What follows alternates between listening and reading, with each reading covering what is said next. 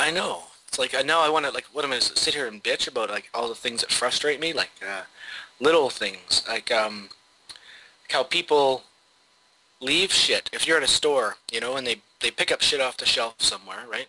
And then they walk around, and then they don't want it anymore, so they leave it on some other place, right? And things that are like, you know, that have dates and go out of, you know, need to be cold, like frozen items or meat or something like that, and they just leave it in like the cracker aisle or you know, right beside the Campbell's soup. It's like, what the hell is wrong with you?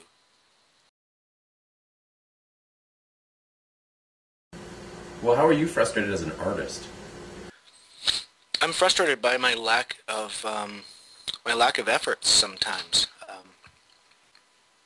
Frustrated by financial situations, or frustrated by um, living situations where I'm incapable of making the kind of work that I want to make. You know, I'd say I want to make a 15 by 10 foot painting. I just can't. I just can't. And I want to. It's funny. I had a dream again too last night about having this ridiculous steel mill. It was my studio. It was like this old abandoned steel mill, and the whole place was like full of like these ridiculously huge canvases. Yeah, that frustrates the hell out of me. That I'm in this current state with all of these gifts that I possess and incapable of making something with them. Well, you know, we as artists, it was William Faulkner said, people need trouble. A little frustration sharpens the spirit, toughens it.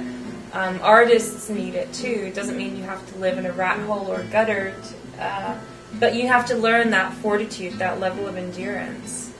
And yeah, I think it's something that learning how to handle frustration, it's a great life skill that can serve us later on. And artists definitely deal with a larger amount of frustration because it's a career that can take a while to reap financial rewards.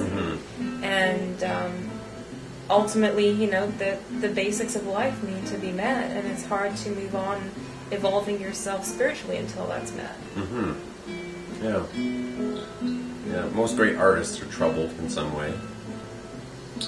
I don't mean mentally, but I mean, you know, they've had roughness and Yeah, difficulties. And there's a really impassioned talk on TED that I saw actually months and months ago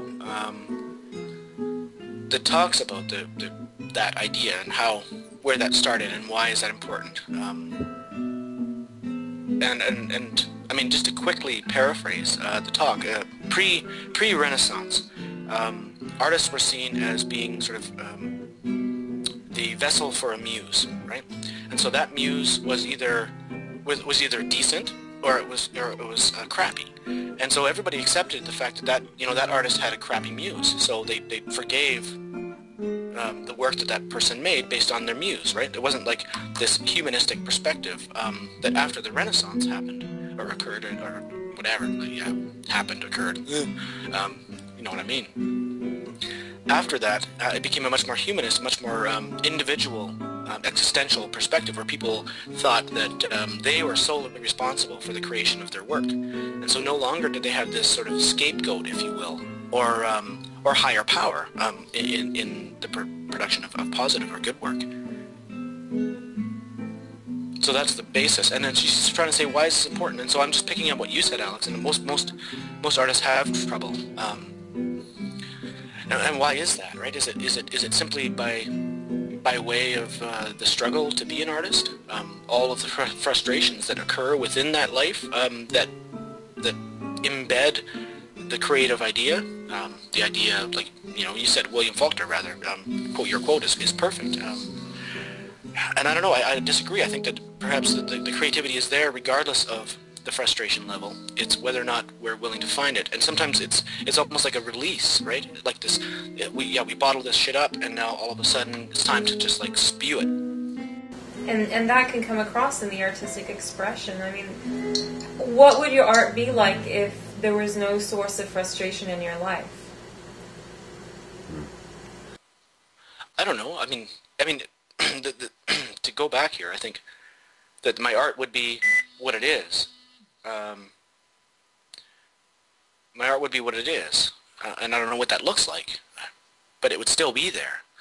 And I don't know if I don't know that the frustration is all that important in terms of me making great art. If I'm going to make great art, I'm going to make great art. It has nothing to do with the level of frustration in my life. If I'm happy and have stasis, sometimes I make the most beautiful paintings, the most engaging paintings, the things that are the deepest, and they still show the relationships of struggle and the relationships of issues between people. I think, we need that contrast happening in our lives. When our lives just go along at the same pace, it stagnates. And during that kind of stagnancy is when the creative process tends to dry up, unless there's some kind of fresh influence that comes in that can stir the pot, get those creative juices flowing again. And by having times of frustration, of stress, or whatever's going on, it counterpoints those happier times. And isn't it making the contrast. sense? It's that contrast that heightens the experience of both extremes. Absolutely. But I mean, why is that contrast so important? Why can't that contrast be, I'm really happy, I'm doing very well, and I'm going to continue along that path, and so I'm going to engage in things that are going to provide me with a different kind of contrast, a contrast that comes from a place of happiness, where I'm, I go to a music show, or I go to an opening, or I go to walk in the park, not because I'm sad, because I'm happy. And so that contrast of this, yes, this is my life is happy, and these outside sources that I engage in provide a contrast to what other people see and what other people are. And so that contrast is as important, and I think it's overlooked. It's far too often we pay attention to the level of frustration within our lives as the source, or as one of the main sources of our creative process. You need that contrast, though, because you need to be sad to value the If life was just a breeze and all you ever had was an easy time of things, you wouldn't apply yourself so hard because you'd never felt a disappointment. You wouldn't feel the importance of having to apply yourself. It's like, oh, it's just going to happen. It's just going to manifest by itself. Right. So we, in our lives, to be complete, whole human beings, it's healthy for us to experience those contrasts.